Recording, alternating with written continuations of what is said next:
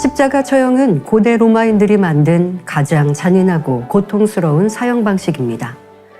예수님께서는 우리를 위해 갖은 고초를 겪으시고 최후에는 가시면류관을 쓰시며 양손과 발을 십자가에 못 박히셨습니다.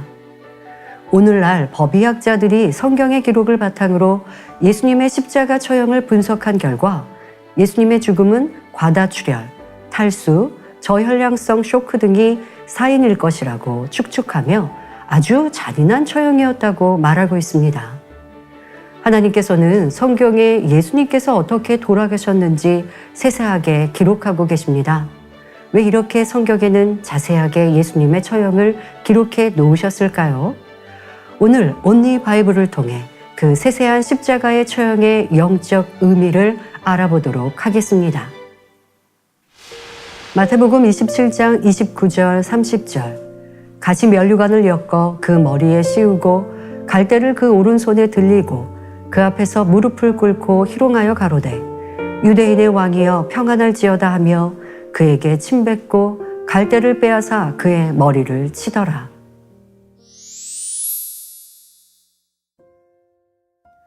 왕관은 왕의 위엄과 고귀한 신분을 표시해 줍니다. 이처럼 사람의 신체 중 가장 윗부분인 머리에 관을 씌우는 일은 특별한 의미가 있습니다. 그런데 예수님께서는 길고 단단한 가시로 엮은 면류관을 머리에 쓰시고 손과 발에 못 박히셨습니다.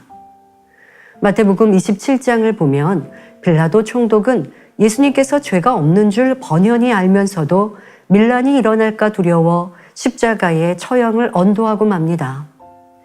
이에 로마 군병들은 예수님의 옷을 벗기고 홍포를 입힌 후 억센 가시줄기를 얼기설기 엮어 머리보다 작게 만들어서 예수님 머리에 눌러 씌우지요. 이때 날카로운 가시가 살을 파고드니 예수님의 얼굴은 온통 피로 낭자했습니다. 그러면 하나님께서는 왜 사랑하는 아들 예수님이 가시면류관을 쓰고 고통당하며 피를 흘리도록 허락하신 것일까요? 첫째로 사람의 생각에서 오는 죄를 용서해 주시기 위해서입니다. 아담과 하와가 하나님과 교통하며 그 음성을 들어 나갈 때에는 오직 하나님의 뜻대로 생각하고 순종하여 죄를 짓지 않았습니다. 그러나 뱀의 유혹을 받아 사단이 주는 생각을 받아들이자 곧 죄를 낳게 되었지요. 전에는 감히 엄두도 못 내던 선악과가 먹음직도 하고 보암직도 하며 지혜롭게 할 만큼 탐스러워 보였고 결국은 하나님 말씀에 거역하고 말았습니다. 이처럼 원수마귀 사단은 지금도 사람의 생각을 통해 죄를 짓게 만듭니다. 사람의 머리에는 기억장치가 있어서 태어나면서부터 보고 듣고 배운 것을 느낌과 함께 입력하는데 이것을 지식이라고 합니다. 이 지식을 혼의 작용을 통해 되살려내는 것이 바로 생각이지요. 그런데 사람마다 성장한 환경과 보고 듣고 배운 것이 달라 입력된 지식도 같지 않습니다. 똑같이 배웠어도 각자가 어떤 느낌과 함께 받아들이냐에 따라 가치관도 달라집니다. 이러한 사람의 지식과 생각을 살펴보면 하나님의 뜻과 위배되는 경우가 많습니다. 예를 들어 세상에서는 자신이 높아지기 위해 온갖 수단과 방법을 동원하여 남을 누르고 일어섭니다. 하지만 마태복음 23장 12절엔 하나님께서는 자기를 낮추는 자를 높여준다고 하셨지요. 또한 사람들은 원수를 미워하는 것이 당연하다고 생각하는데 하나님께서는 원수까지도 사랑하라 하십니다. 이때 하나님께 속한 진리의 생각을 영적인 생각이라 하고 반대되는 비진리의 생각을 육적인 생각이라고 합니다.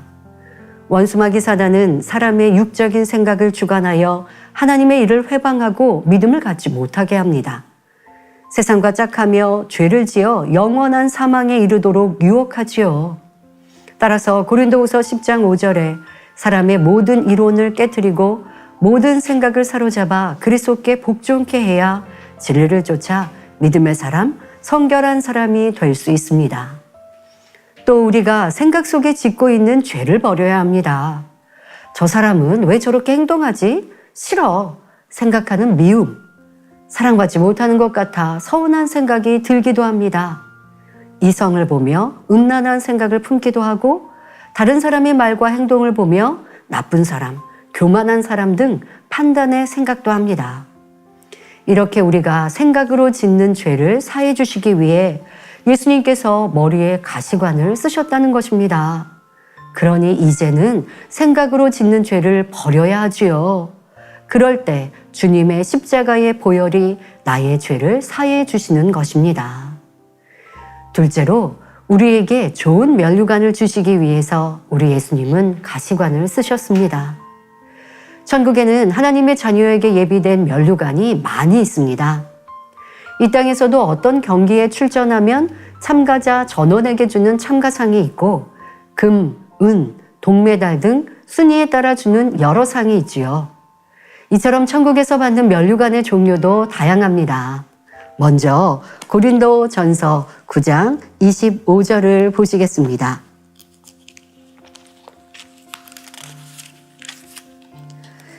이기기를 다투는 자마다 모든 일에 절제하나니 저희는 썩을 면류관을 얻고자 하되 우리는 썩지 아니할 것을 얻고자 하노라 하신 대로 썩지 아니할 면류관이 있습니다. 이는 경기에 참가한 모든 선수에게 참가상을 주듯이 예수 그리스도를 믿고 죄를 싸워 버리려고 노력한 하나님의 모든 자녀에게 주는 상입니다. 다음으로 베드로전서 5장 4절에 죄를 버리고 말씀대로 살면서 하나님께 영광 돌린 사람에게 주는 영광의 면류관이 있고 요한계시록 2장 10절에 하나님을 지극히 사랑하여 죽도록 충성하며 모든 악을 버리고 성결한 사람들에게 주는 생명의 면류관이 있습니다. 그리고 디모데후서 4장 8절에 사도 바울처럼 성결하여 오직 믿음으로 하나님을 기쁘시게 하며 사명을 잘 감당한 성도들은 의의 면류관을 받습니다.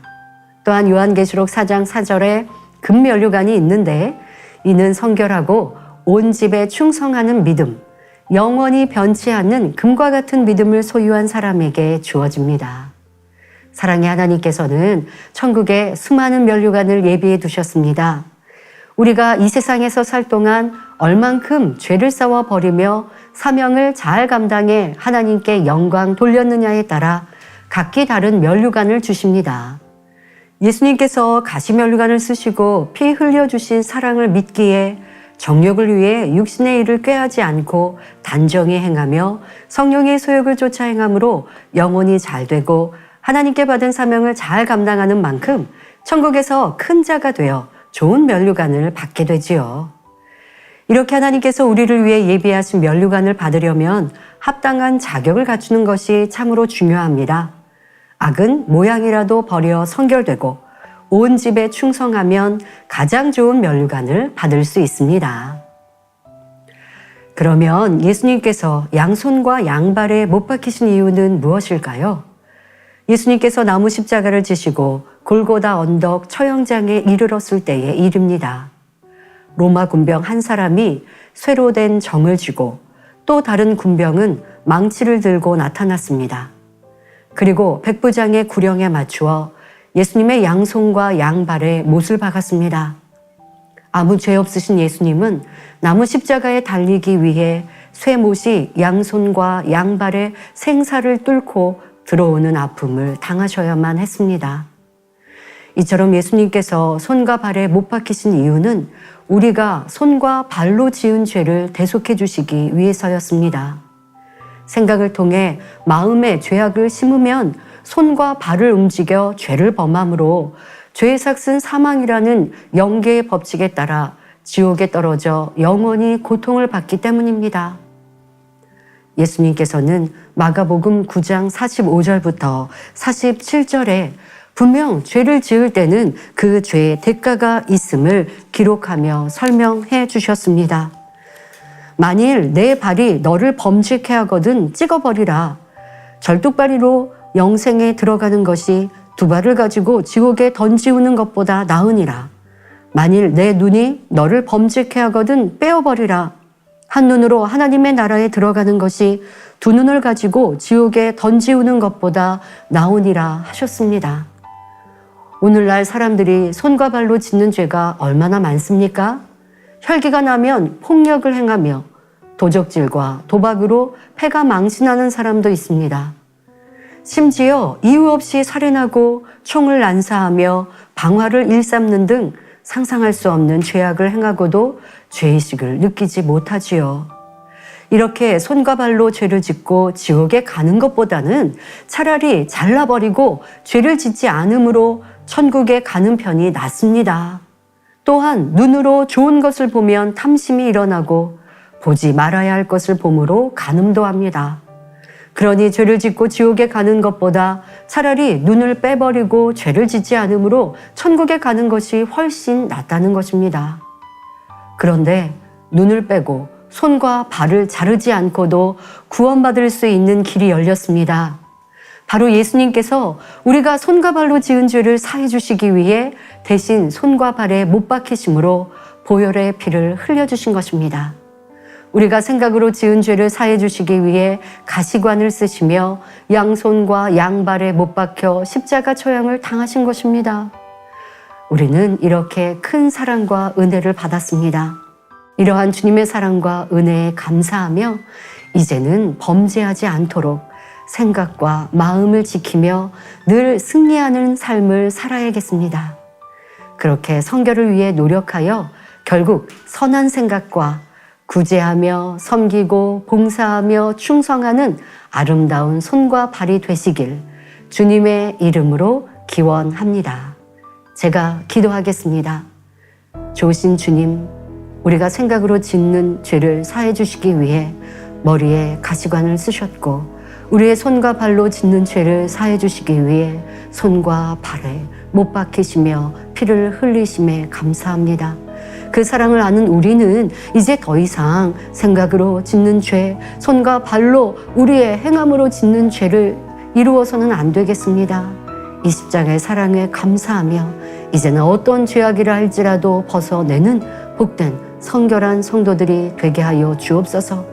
2000년 전 예수님께서 나를 위해 그렇게 못 박히시고 가시관을 쓰셨으니 이제 나는 죄를 지어도 된다 하는 것이 아닙니다. 그렇게 죄 사해 주셨으니 이제 다시는 죄 짓지 말라 말씀하십니다. 그 은혜와 사랑을 보답하는 복된 성도들이 될 수 있도록 힘주시고 능력 주옵소서. 감사드리며 우리 주 예수 그리스도의 이름으로 기도하옵나이다. 아멘.